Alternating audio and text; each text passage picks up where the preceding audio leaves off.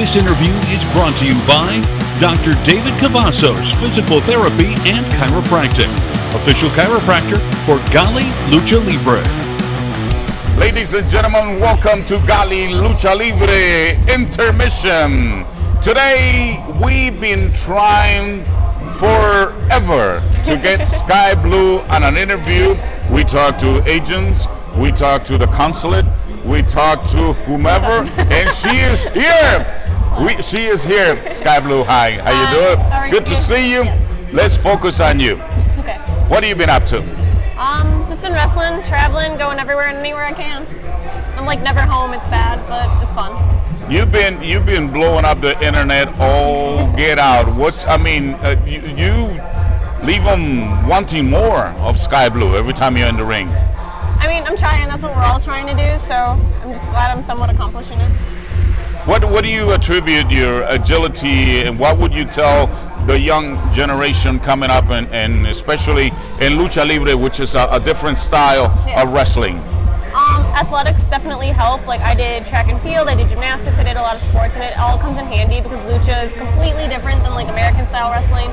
So it's definitely like another curveball added to the aspect of wrestling, but it's hard work, but it pays off in the end. If they were to ask you, let's do a regular wrestling and let's go heavy on Lucha Libre, which one would you balance for, or would you pick? It depends on who you're working with, I think. It depends, if they understand lucha. I love to do lucha, it's more fun. But if they don't understand, it's very hard to show them for one time and then, have them all to understand. What made Skye Blue get in, jump in, dive in, whatever you want to call it, into this nice, beautiful business of Lucha Libre? My mom actually made me become a wrestler. My parents watched wrestling, so I grew up with it. And one day in high school, I was bored. We were bored, so she was like, "Oh, just watch this." And I was like, "Okay." And I was like, "Yeah, I'm gonna do this one day." And she's like, "Oh, I don't think you are." So I was like, "Okay, that's a challenge." And then here I am. Growing up in Lucha Libre and regular American wrestling, did you follow anybody that you would say, "I would like to be like her, I would like to be like him"? I will say I wanted to be the exact opposite of the divas. I wanted to do what the guys could do because I knew I could do it if I put my mind to it. So not anyone in particularly, but more of to be different and to stand out. And that you do, young lady, that you do. That's why I open up this interview saying that the internet, you blowing it up, and every time you're at GALLI, and every time I follow your wrestling, in YouTube. Thank you very much to take this short interview.